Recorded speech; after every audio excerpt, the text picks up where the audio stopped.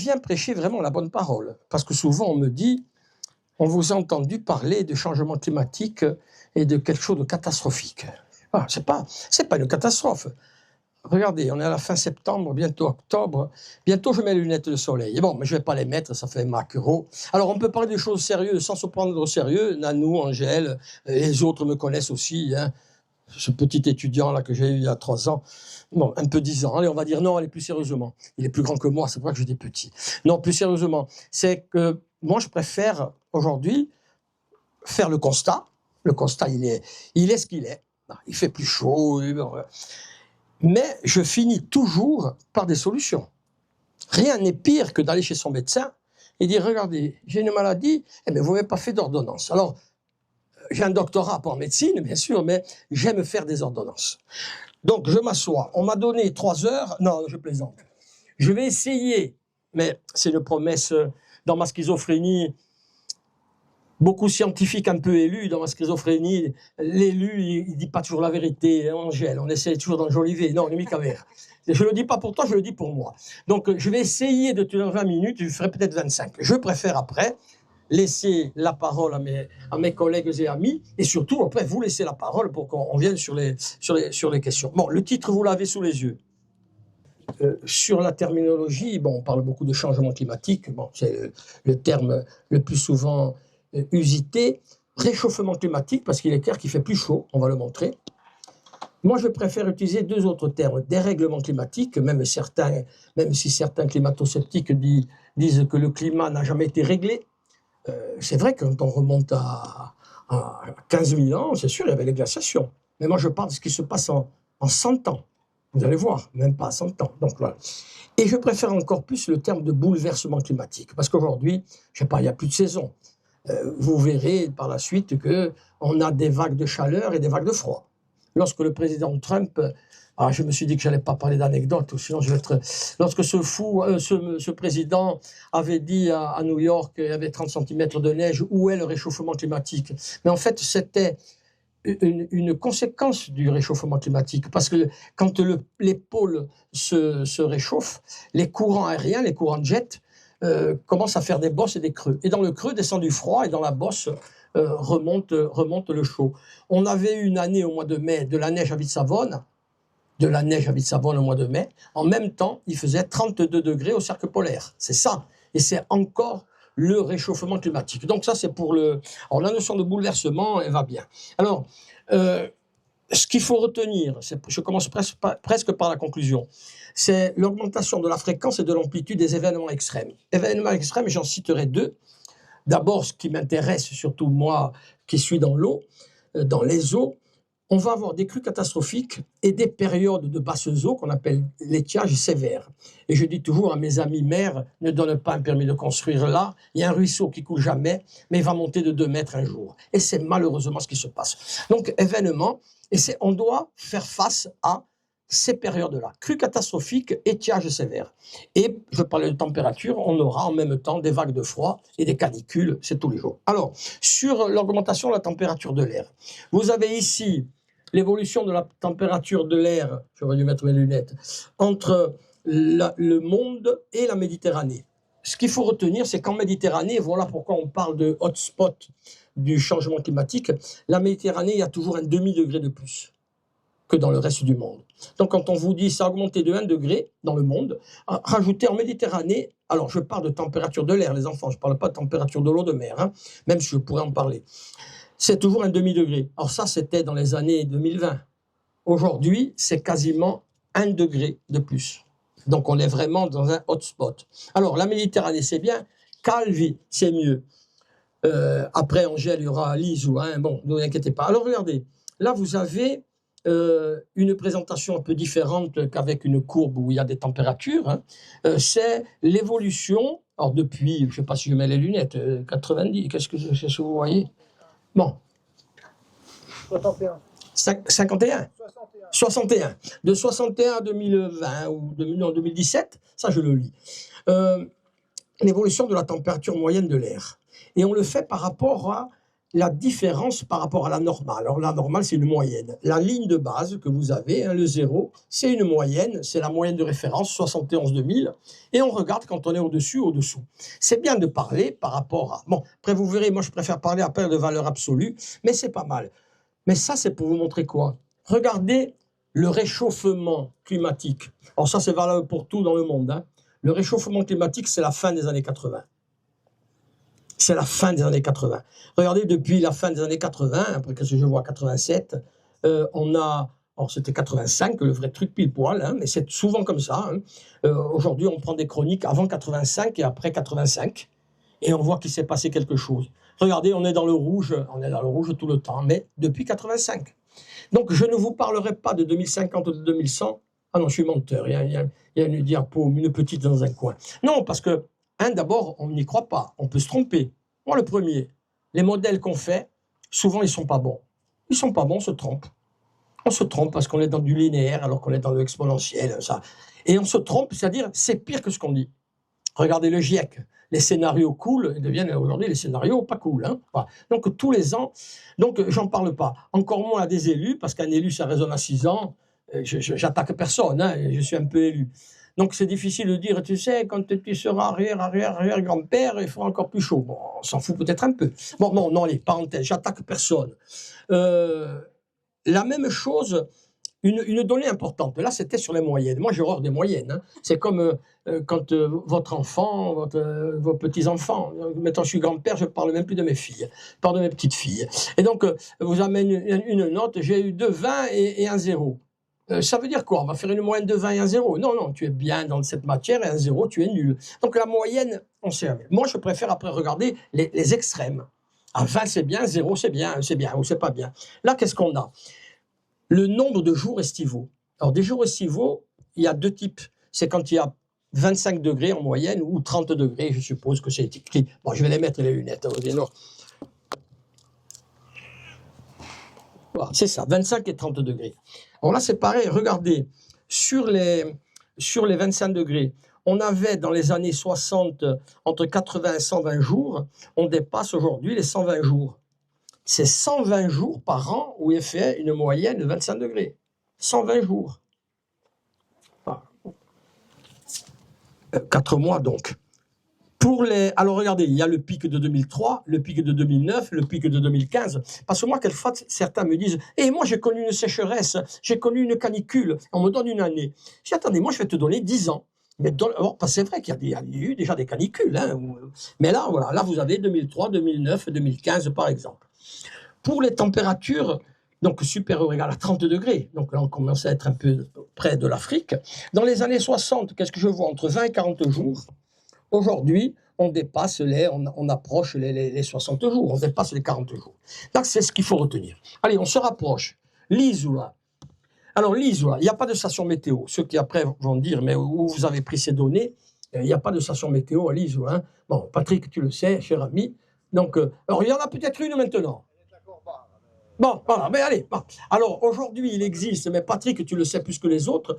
Aujourd'hui, Météo France a quadriller toute la France en faisant des petits carrés de 6 km sur 6 ou 4 sur 4. Ah ouais, non, c'est plus haut. Hein. Bon, je crois que c'est 6 sur 6. C'est 6. En température, c'est 1 km. Ah, et donc, là, j'ai tapé. Bon, je suis peut-être un peu surpris. Donc, vous avez compris, on peut reconstituer depuis les années 50, en 58 ou 59, on peut reconstituer ce qui s'est passé. Et ça marche bien, hein, ça a été testé. Donc, c'est déjà l'intelligence artificielle. Alors, vous avez à l'Isola l'évolution des températures. Alors, vous avez au milieu, en gris, ça ressemble à du gris, la température moyenne. En bleu, la température mini, la moyenne des mini. Et en rouge, la température maxi. Regardez, si on regarde depuis quand, ça ne cesse de remonter. Allez, on regarde en bas, on tombe sur 84. Avant, on disait 84, 85. Donc, depuis 85, ça ne cesse d'augmenter. On verra après, je ferai des focus sur le après 76, parce qu'on voit encore mieux, hein, parce que vous le voyez, hein, vous voyez qu'il y a une courbe qui descend un peu, okay, et après ça monte. Alors ça monte de combien?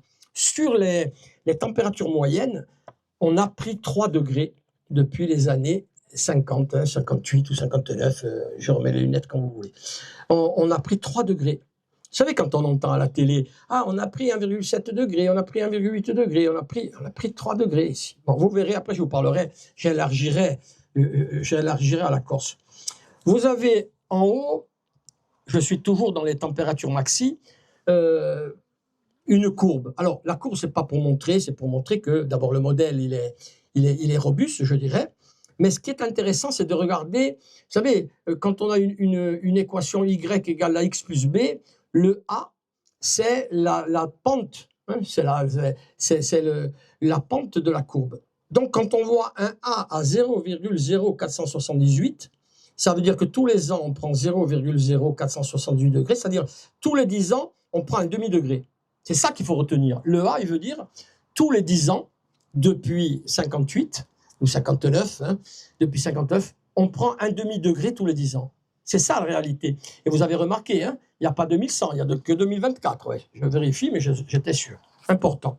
Alors, maintenant, si vous voyez l'évolution depuis 76, là, maintenant, on voit que ça monte. Hein.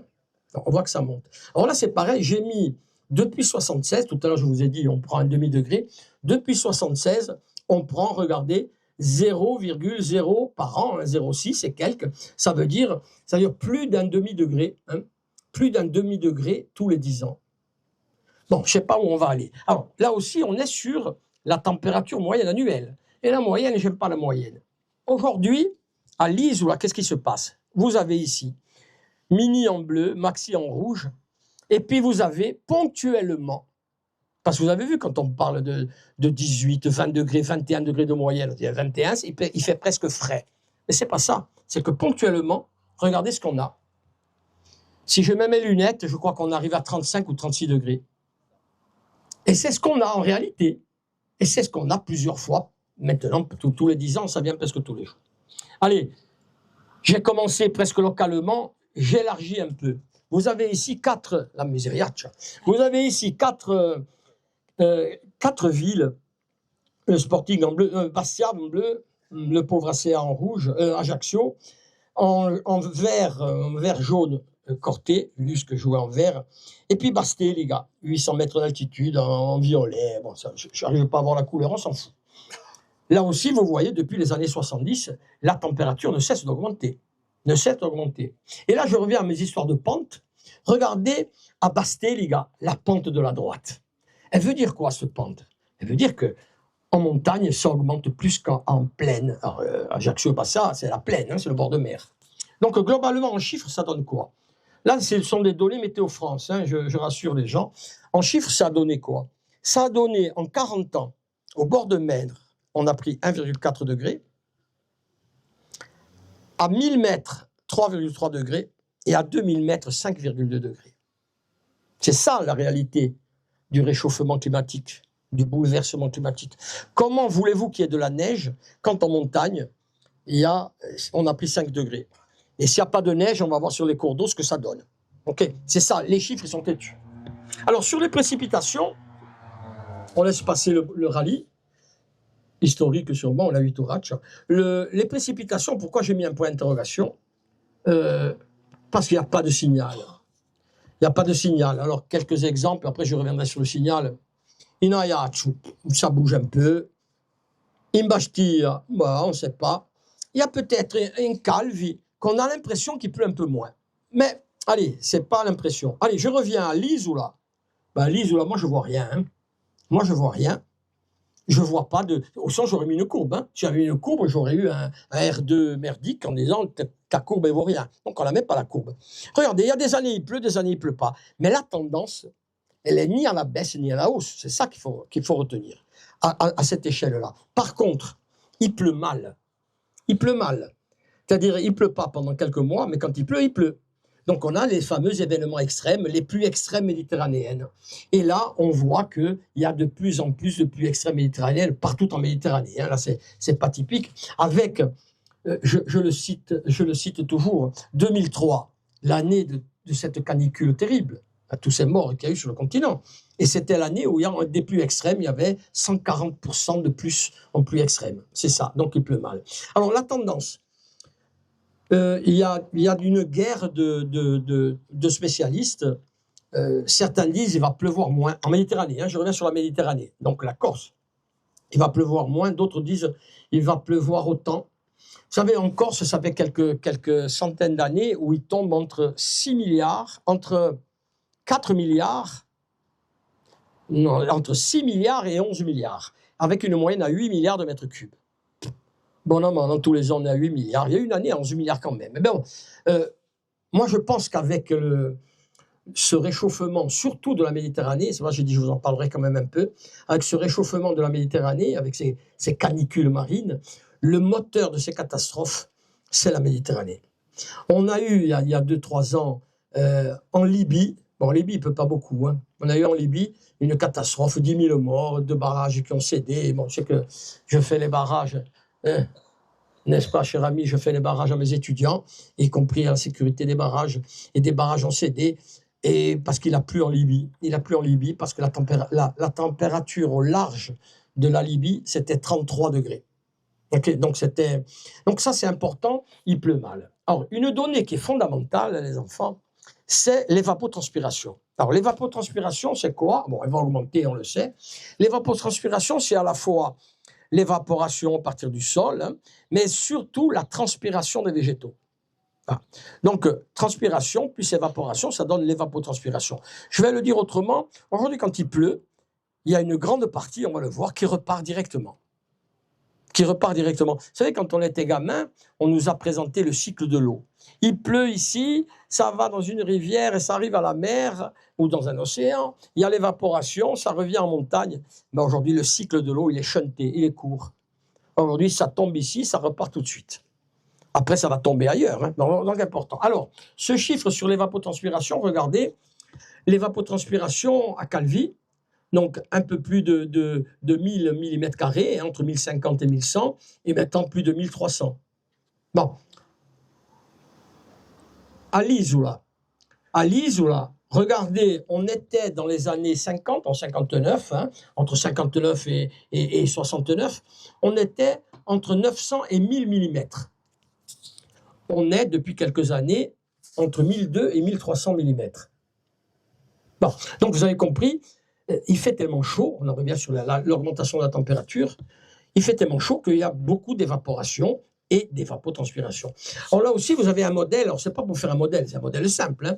La courbe, elle est comme ça. J'ai pris 76 parce que c'est plus lisible, hein. 76 2024, et là c'est pareil, même chose avec le Y égale à X. Le 6,6, ça veut dire que tous les ans, en évaporation, il y a 6,6 mm qui repartent. Tous les ans, en plus. Ça veut dire que sur 10 ans, ça fait 66 mm. 66 mm, c'est 66 litres au mètre carré. Tous les ans, on perd ça. Alors, ce qui est intéressant de comparer, c'est à la fois les précipitations et à la fois l'évapotranspiration. Vous l'avez sur cette courbe-là. Donc, c'est toujours à l'Isola et depuis 59. Vous voyez, bon an, mal an, qu'il y a toujours eu de l'évapotranspiration, mais c'était limite compensé avec les précipitations. L'écart, regardez, l'écart ne cesse de se creuser. Et cet écart-là, on l'appelle le déficit hydrique. Le déficit hydrique. Alors vous le voyez, hein, les courbes s'écartent, hein, et ça va continuer à s'écarter, même si au niveau des précipitations, on sera toujours la même chose.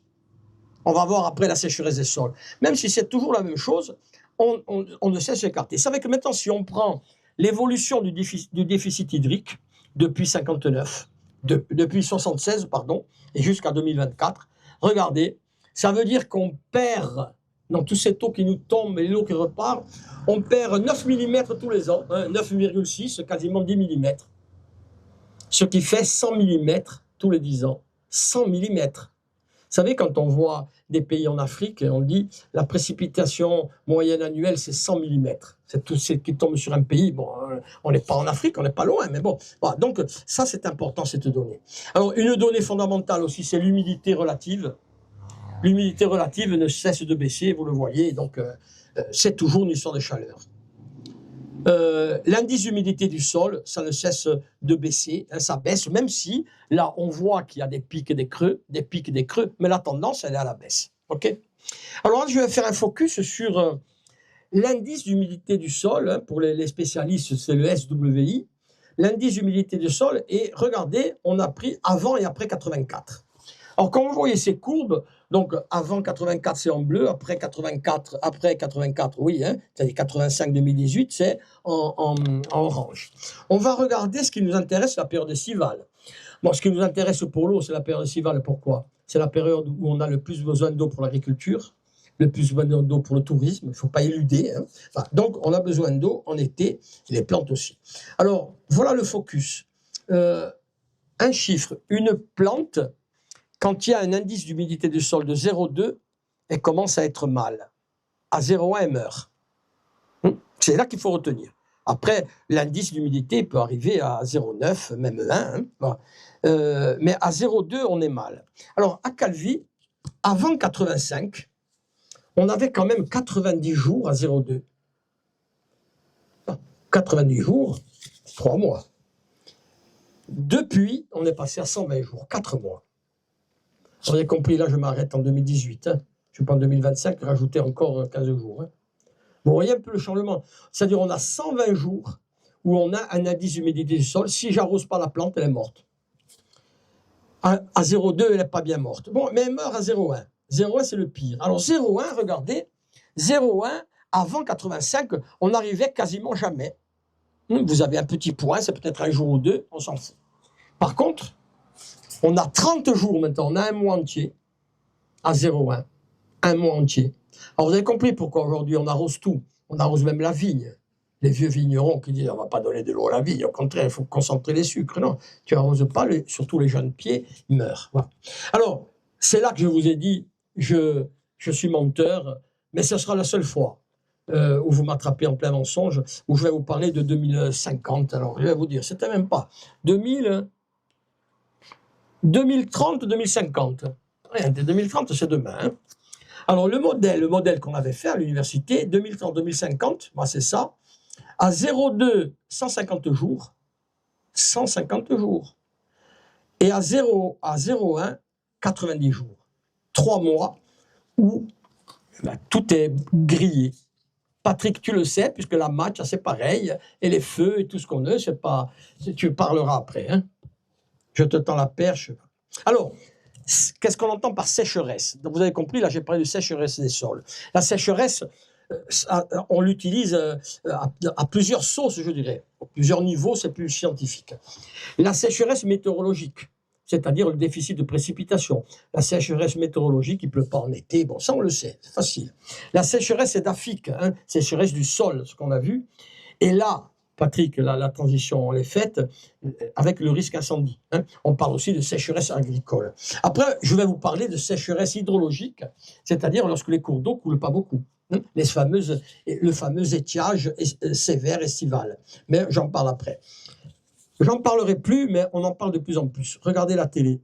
La sécheresse géotechnique, c'est-à-dire les mouvements de terrain. Alors moi, je ne vais pas dire les mouvements de terrain. Les terrains, ils ne bougent pas. Ils ne bougent pas. De temps en temps, on voit un gros trou, mais ce n'est pas pareil.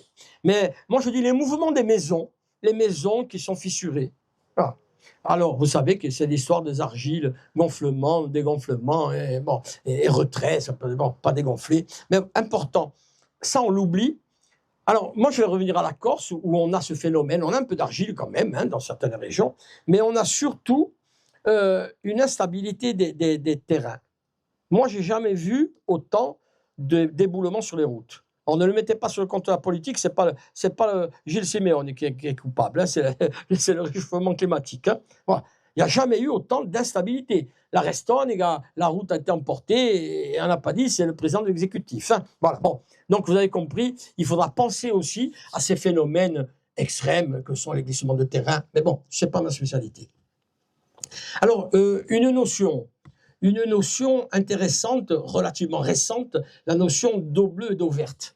Or, l'eau bleue, ce sont les précipitations, la pluie, la neige, hein, parce que précipitations, elles peuvent être sous forme solide. C'est ce qu'on a dans les cours d'eau, dans les lacs. C'est en fait ce qu'on utilise, hein, y compris pour boire, qu'on utilise pour arroser.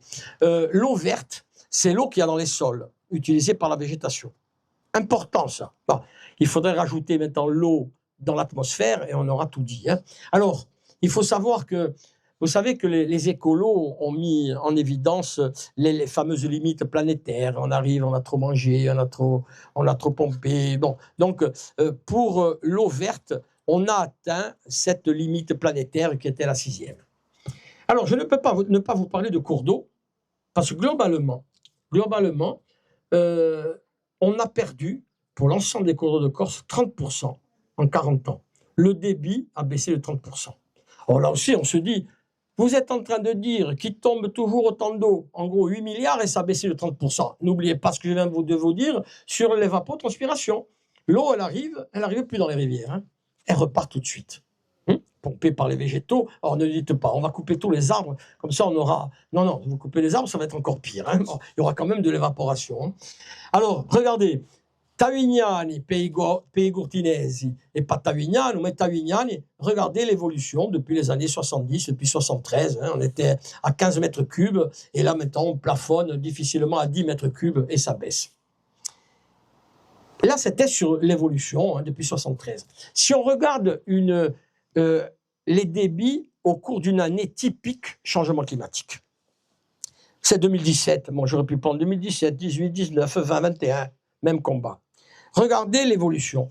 Il y a des choses qui choquent. Moi, d'abord, ce qui me choque, c'est quand il y a beaucoup d'eau en hiver. Quand il y a beaucoup d'eau en hiver. Un jour, j'ai le temps hein, de faire une anecdote. Tu m'autorises? Tu as chronométré. J'ai encore une demi-heure. Elle est terrible celle-là. Fais voir. Presque fini. Non, une anecdote. Une interview sur le débit des cours d'eau. Et c'était en février, janvier-février. Et je racontais ce que je vous ai raconté maintenant. On a perdu l'étiage, il est sévère, on n'a plus beaucoup d'eau, on a perdu 30%. Bon, et quand je vois mes rivières, j'ai envie de pleurer. Bon, les rivières en été. On arrive je ne sais plus si c'était dans la Restonia, je pense que c'était dans le Vic, au pont de Nougeda. Et il y a beaucoup d'eau, et la journaliste me dit, monsieur Orsini, ah là, toute cette eau, ça vous plaît? Ah non, moi je vois ça, j'ai envie de pleurer. Elle dit, attendez, expliquez-moi. Vous avez beaucoup d'eau, vous pleurez. Vous n'avez pas d'eau, vous pleurez. Alors, quand il y a beaucoup d'eau en hiver, ça veut dire quoi? Ça veut dire que les précipitations, elles ne sont pas solides. Il n'a pas neigé. Il n'a pas neigé. Les précipitations sont liquides. Pourquoi? 5 degrés à 2000 mètres. Vous vous rappelez hein? Perdez pas le fil. Bon, moi, ça me fait peur, ça. Vous avez donc janvier, février ou décembre, beaucoup d'eau. Voilà. Et quand il n'y a pas de neige, l'étiage estival, il y a 40 ans, il durait 1 à 2 mois. Là, il dure entre 5 et 7 mois. Parce qu'il n'y a plus la neige qui tient le débit. C'est ça, moi, j'avais envie de pleurer aussi quand il y avait beaucoup d'eau. Parce que j'aurais aimé voir peu d'eau en hiver. Ça voulait dire que toute l'eau était stockée sous forme de neige. Donc voilà, le changement climatique, lorsque j'illustre les événements extrêmes, Tavignani, au pont je ne sais pas, un pont. Alors, pour aller dans le Bozzo, Casprese. Non, mica Casprese. Oh putain. Come si chiama un ponte à côté des Loisirs? Pabineschi qui était un architecte. Le pont de Pabineschi. Alors regardez, voilà ce qu'il y a. Alors c'est fait au même endroit, hein, parce que vous voyez ici la végétation, c'est du saule rouge, hein, de l'osier si vous voulez. Donc regardez, jour, nuit, comme les... Voilà. Allez, dans les eaux souterraines, c'est pas ma spécialité, mais certains disent, bon ça va, on a des eaux souterraines. Vous verrez dans les solutions, je vous parlerai d'eaux souterraines. Les eaux souterraines, on suit un forage depuis les années 80. Hein. Tu as vu une date? 80, pile poil, là, 80 ou 79. Tu confirmes. Hein. Donc c'est du côté d'Olette, on n'est pas loin, hein, la Lise. Regardez l'évolution. Alors c'est vrai qu'on a le remplissage, ça se vide, ça se remplit, ça se vide. Mais avec les années, ça se remplit plus bien. C'est ça qu'il faut retenir. Donc même, il faudra même surveiller nos eaux souterraines en disant, bon, moi, la rivière ne coule plus, mais j'ai mon puits. Eh bien, allez discuter avec les anciens qui ont du recul, on dirait, ah, moi, j'en ai pas beaucoup. Alors, un autre problème dû à les débits des cours d'eau qui sont plus faibles, 30% en moins. Beaucoup d'évaporation, on a ce qu'on appelle les intrusions marines ou salines. Alors, quand on était étudiant, toi tu es jeune, mais bon, quand les plus vieux comme moi, on disait le biseau salé. Le biseau salé, alors c'est pas biseau, on parle plus de biseau salé parce que ça monte pas forcément en biseau, parce que ça monte par les rivières par exemple. Mais en tout cas, il y a de l'eau de mer. Et ça, ça hypothèque. Hein. Le meilleur des désherbants, c'est l'eau de mer. Et puis, ben, c'est bon pour vous tuer, l'eau salée. Hein. Voilà, c'est bon pour vous tuer. Hein. Je dis toujours à mes étudiants, si vous êtes sur un radeau, ne buvez pas l'eau de mer parce que vous allez mourir en 24 heures. Si vous ne buvez pas, vous buvez votre urine, c'est pas sympa, mais c'est très bien. Le rein, il traite bien, hein, il n'y a pas beaucoup de bactéries, sauf avoir une cystite. Mais bon, allez, on s'en fout de la cystite quand on va mourir. Hein. Donc, mais ne buvez pas l'eau de mer, vous allez mourir rapidement. Et en 3 jours, si l'hélico vient vous sauver. Donc, non, et plus sérieusement, cette eau salée, on ne peut rien en faire. Hein. Oui, du figadello. Alors, dans les solutions, il y a 2 approches. Il y a ce que j'appelle la résistance, Nanou, c'est comment lutter contre les causes du réchauffement climatique. Et après, je parle de résilience, comment s'adapter aux conséquences. Il y a ces 2 aspects. Alors, en résistance, rapidement, il faut réduire l'utilisation des combustibles fossiles. On le sait, vous le savez, là je passe rapidement. Il faut utiliser les énergies renouvelables. Il faut stopper la déforestation. Il faut réduire le risque incendie. Aujourd'hui, avec les gros feux, ça envoie du CO2. Le nucléaire, je mets des points d'interrogation, hein, chacun y trouve son compte. Hein. Le nucléaire, peut-être que le nucléaire sauvera de la planète, mais je ne sais pas. Quand on a vécu Tchernobyl, Fukushima, pas sympa. Bon, mais en tout cas, c'est, je ne vais pas dire comme dit EDF, de l'énergie verte, pas très écolo, mais en tout cas décarbonée sûrement. Hein. Alors, moi je suis davantage sur l'adaptation aux conséquences, c'est-à-dire la résilience, et surtout quand on parle d'eau, notamment les solutions pour la gestion de la ressource en eau. Alors, pour faire face à la raréfaction de la ressource, il faut d'abord changer de paradigme. Aujourd'hui, quand je discute avec mes ex-amis agriculteurs, non, j'en ai toujours des amis agriculteurs, ils me disent « Non, moi je veux de l'eau, je veux stocker. Ah, je veux stocker, je veux faire 100 hectares d'avocats, amène-moi de l'eau. » Non, c'est ici, tu as tant d'eau, et si tu ne peux planter que 50 hectares, tu plantes 50 hectares et pas 100 hectares. Bon. Donc aujourd'hui, il faut changer de paradigme et pas mettre le stockage en avant, mais parler de sobriété. Moi, je suis pour la sobriété. En sobriété, je vois mal les images, mais pour l'eau potable, mais aussi surtout pour l'eau agricole. Et je dis surtout pour l'eau agricole, quand on sait que dans certaines zones, c'est 60%, voire 70% en Corse. Hein. Bon. Mais globalement, 50% pour toute la Corse. Dans les économies d'eau, d'abord, ce qu'il faut faire, c'est réduire les fuites dans les réseaux. Aujourd'hui, on a des rendements qui sont de 30%, ça veut dire 70% de fuite. On l'avait à Incorti, hein, 30% de rendement, 70% de fuite, toute cette eau qui part. Hein. Donc, d'abord, il faut l'économiser. Utilisation du goutte à goutte de la micro-aspersion pour l'agriculture, et pas qu'agriculture, hein, l'agriculture irriguée, mais aussi les espaces verts. Commence à faire le compte des espaces verts, des ronds-points qu'on arrose. Bon. Alors, la réutilisation des eaux usées, traitées, c'est fondamental. On ne le fait pas assez. On le fait pas assez. Alors, cette réhute, on peut l'utiliser pour de l'eau d'irrigation, mais on peut l'utiliser aussi, tout à l'heure je parlais d'intrusion marine ou saline, rajouter cette eau usée, traitée, pour repousser le sel. Et après cette eau, on peut la pomper et même la boire. Alors sur le stockage, vous avez compris, le stockage n'arrive pas en première position dans les solutions. Hein. Il arrive en 4e ou 5e position. Mais il faut comme du stockage. Et là se pose le problème, grand barrage ou pas grand barrage.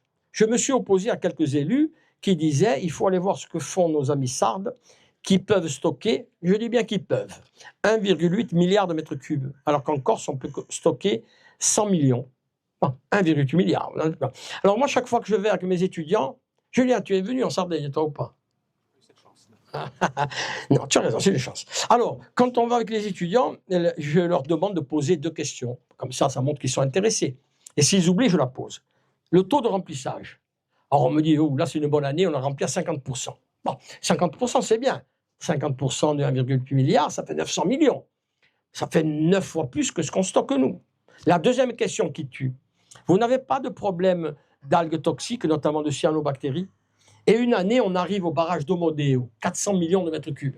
Il y avait 100 millions devant nous, c'est-à-dire tout ce qu'on stocke nous avec tous nos ouvrages, y compris les ouvrages EDF, hein, Calagout, Châtol et les autres, Alezane, bon. Il y avait 100 millions inutilisables parce qu'il y avait des cyanobactéries. Donc, est-ce que la solution sur les grands barrages? Moi, je dis que non. Pourquoi? Pas par le cas des sardes, hein, parce que les sardes vont se mettre au dessalement d'eau de mer. Hein. Ils ont fait une cagade il y a 40 ans, ils vont faire une super cagade maintenant. Parce que des salons d'eau de mer pour l'eau potable, très bien. Moi, je pense au milieu agricole. Il faut donner aux agriculteurs. Quand on a un prix, on a 4 euros le mètre cube, ils ont du mal à payer 30 centimes d'euros. Mais alors 4 euros, donc ça veut dire qu'on fait une croix sur l'agriculture. Bon, important ça. Alors, les grands barrages, la critique, je viens de vous la présenter sur le côté évaporation, le côté cyanobactéries, même le côté stratégique ou politique. Un grand barrage aujourd'hui en France, il faut 30 ans pour le sortir. Allez, si on se débrouille bien, 20 ans. Est-ce que l'agriculture en Corse peut attendre 20 ans? La réponse est non. Enfin, il faut 20 ans. Après, il faut des sous. Il faut des sous. Est-ce que demain, Macron est prêt à mettre pour faire 3 grands barrages mettre 300 millions, je ne suis pas sûr. Mais moi, je ne suis pas sûr que la solution, ce soit les grands barrages. Par contre, moi, je suis pour les retenues collinaires. Donc, retenues collinaires, le terme colline, c'est qu'un barrage, c'est une barrière dans une vallée pour barrer une rivière. La retenue collinaire, on va le faire à côté. C'est jamais, ça barre jamais. On dérive un cours d'eau, on pompe dans la nappe, on prend de l'eau de pluie. Ça s'appelle retenue collinaire. Alors, les retenues collinaires, il y a plusieurs types. On peut remplir qu'avec des eaux de surface, de l'eau de pluie, et on détourne. Mais regardez ce type de retenue collinaire, c'est pas le pire, on va le voir pourquoi. Il y a des retenues collinaires, on a vu sur le continent, les fameuses méga-bassines, qui sont mises en eau par des pompages d'eau souterraine. Bon, moi, je me suis érigé contre ce principe. Pourquoi? Moi, je comprends un agriculteur qui a un forage, qui pompe de l'eau et qui arrose. Par contre, quand il pompe de l'eau, il met dans la méga-bassine et on perd 30% d'évaporation, ça veut dire que vous êtes obligé de tirer davantage. Et donc, ça veut dire qu'après, un jour, la nappe s'épuisera, voire il y aura une guerre, parce qu'à 50 km, il y aura un maire qui aura quelques forages et il n'y aura plus d'eau pour la commune. Bon, moi, je suis pour donner de l'eau à tout le monde, aux agriculteurs et aux maires qui veulent de l'eau. Alors, une des solutions, c'est la citerne souple. Citerne souple comme DFCI, cher Patrick. Pourquoi? L'intérêt, c'est qu'il n'y a pas d'évaporation, il n'y a pas de prolifération d'algues, parce qu'en même temps, il y a des algues, mais on a des petits volumes. Alors, quand on regarde, on a des volumes un peu plus grands, notamment dans le Harogliane, dans le Cap, où on a une citerne à 45 000 m3. Donc, vous l'avez ici. L'intérêt de ces citernes, c'est qu'on évite, on limite, on annule même l'évaporation et surtout la prolifération de cyanobactéries. Qu'est-ce que vous avez aussi? Herse, la même chose. Et la bassine corse, je l'ai appelée comme ça, j'ai regardé ça du PowerPoint, j'avais fait une présentation à Chamonix sur le stockage de l'eau pour la neige de culture, neige artificielle si vous voulez, où j'avais dit, moi si vous m'invitez, je vais me faire des ennemis, parce que je serai contre la neige de culture et pour l'eau, pour les agriculteurs. Les agriculteurs qui disent que je les attaque toujours. Mais sur le continent, je les ai défendus. Et j'ai dit, la bassine corse, la voilà. Pourquoi? Réservoir, donc c'est un réservoir souple, c'est à Cargèse. Et il y a une couverture flottante pour éviter l'évaporation et la prolifération d'algues. Bon, c'est un pompage dans une nappe alluviale, il y a un petit cours d'eau et c'est pompé, c'est que de l'eau souterraine. Alors voilà, en schéma, ce que ça donne, quand le réservoir est vide, et puis quand il se remplit, donc vous voyez, il y a cette...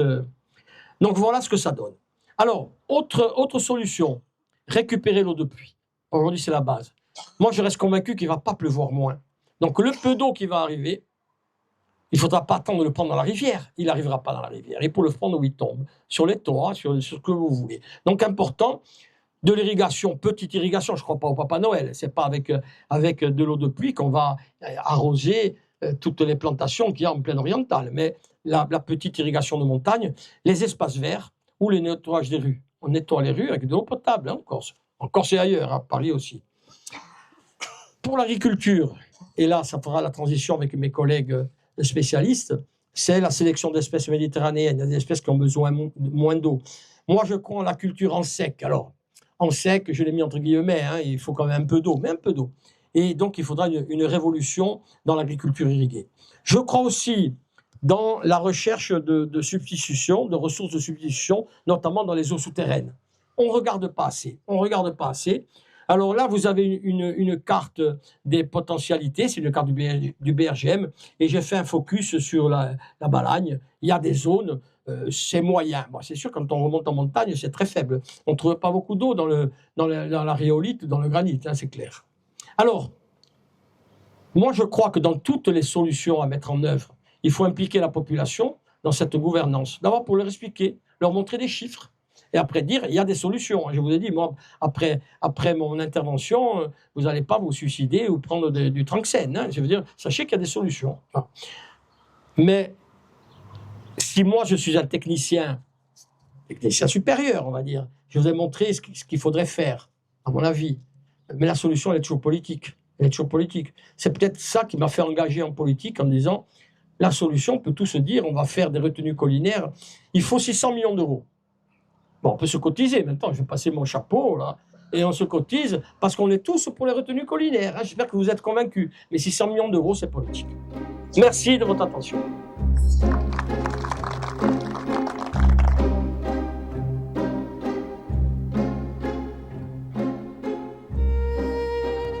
Mon cher Bernard, vous étiez un précurseur. Aujourd'hui, on ne peut pas se passer de cette eau de pluie. Imaginez, aujourd'hui, il y a la fameuse, s'il y a des élus, on s'est tous érigés contre la loi ZAN, zéro artificialisation nette. Aujourd'hui, toutes nos villes sont artificialisées, plus ou moins. Si on récupère toute cette eau, on évite d'inonder les rues.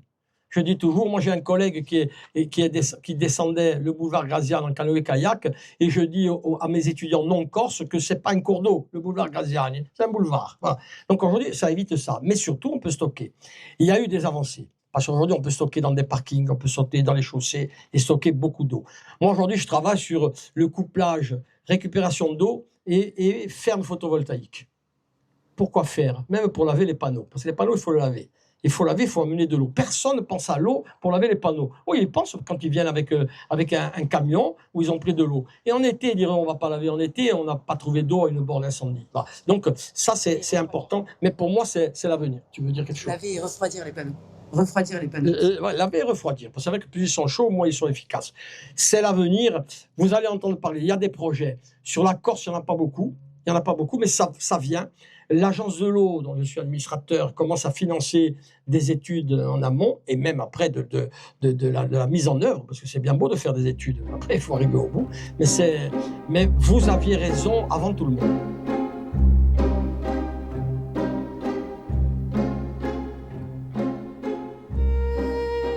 Ça, c'est la question qui tue. Non, moi qui ne me tue pas, qui me rend fort et qui me renforce. Non, c'est fondamental. Moi, je milite pour un tourisme durable, parce une formation en environnement. Donc, voilà. Et la durabilité, c'est pas seulement protéger un site classé, un site remarquable, la biodiversité, c'est aussi eau et énergie. Et ça, c'est fondamental. Alors, il y a eau et eau.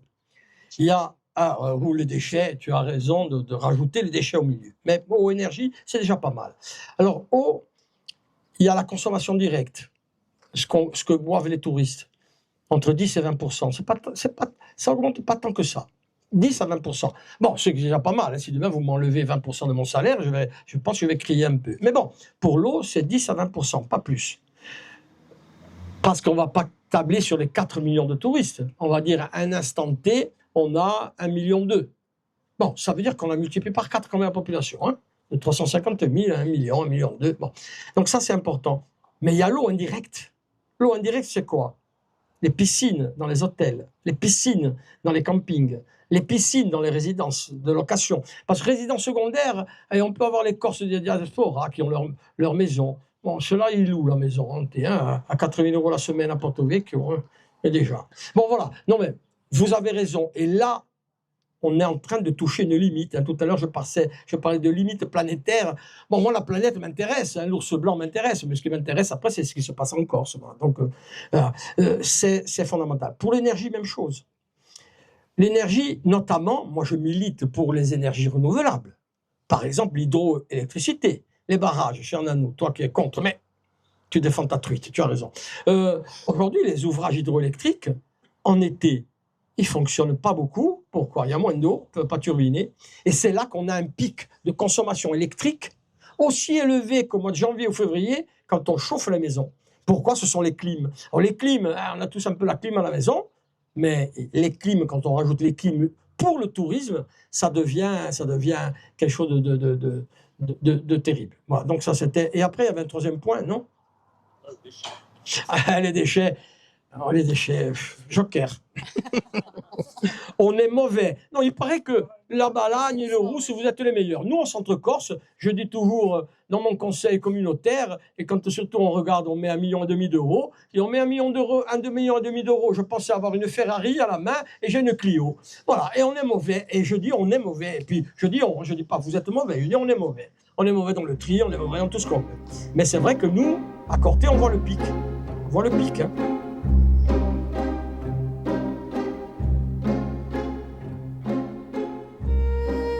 Alors, à cause d'Isabelle, je ne suis pas rentré dans les détails, mais c'est pas, il vaut mieux qu'il y ait les questions. Pourquoi je suis contre le dessalement d'eau de mer? Il y a plusieurs approches. Je garderai en dernier lieu l'approche environnementale, qu'on ne dise pas, toi tu es écolo, tu es écologue, prof d'écologie, tu es fonctionnaire, tu t'en fous du reste, tu t'en fous des Aroglian ou de celui qui vend les steaks et les frites. Non, je m'en fous pas. Je veux dire, bon, moi, je suis la brebis galeuse de la famille, le seul fonctionnaire. J'ai des enfants qui payent l'URSSAF, donc je ne me fous pas. Mais donc, je parlerai environnement à la fin.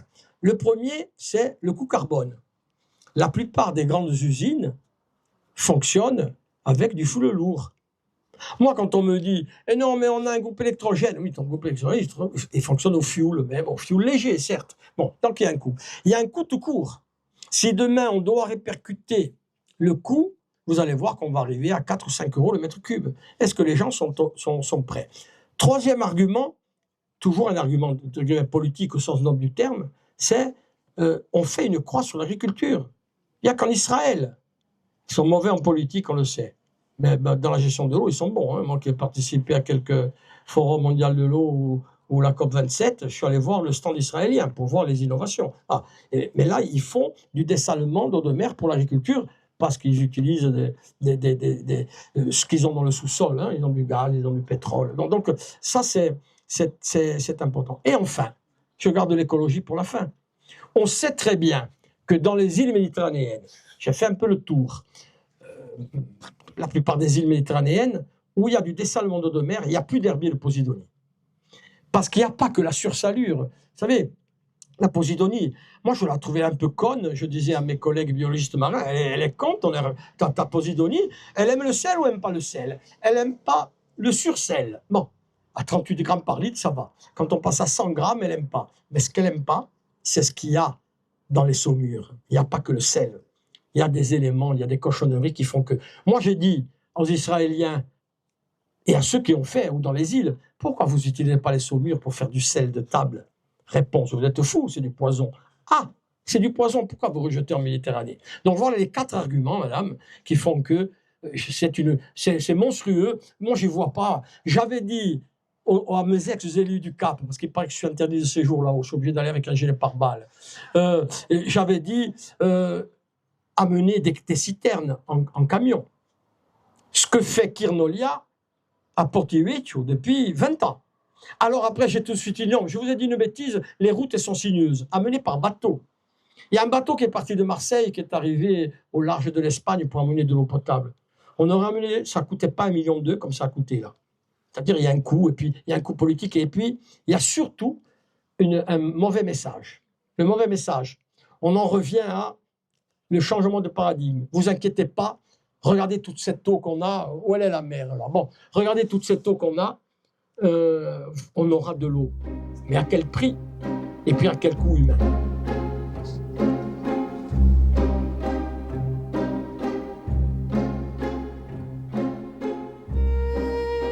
Par rapport à ce que tu as dit, Patrick, c'est vrai que ces événements extrêmes, non. Medicaine, ça a été créé vraiment pour la Méditerranée hotspot de ce changement climatique, c'est ce que je dis en introduction. Donc c'est un système qui se met à tourner avec beaucoup d'énergie et des catastrophes.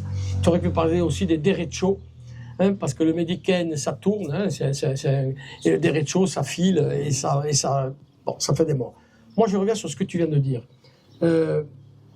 On a perdu l'approche de l'eau à cause du tuyau. Et plus il vient de loin, et plus on l'a perdu. On ouvre, on ne sait pas d'où vient l'eau. Ça, c'est important. Si tu m'avais posé la question avant, et si je m'attendais à la question, j'aurais fait comme j'ai fait à Lourdes. J'ai fait une conférence à Lourdes, et j'ai pris une vieille étude BRGM, où il y avait 59 ou 60 sources On a oublié la source. On préfère aller prendre un stockage quelque part en disant le tuyau, mais le tuyau, il peut être vide. Donc important, moi je prends source. Et je crois à une politique à la bonne échelle, une gouvernance à la bonne échelle. J'ai dit un jour à une ministre, notre ministre de l'Environnement, j'ai dit on ne gère pas l'eau en Corse de Paris, elle m'a donné raison. Et j'ai dit à Gilles Simeoni, président, on ne gère pas l'eau dans le Cap Corse à partir d'Ajaccio, et il m'a donné raison. Moi j'allais même plus loin.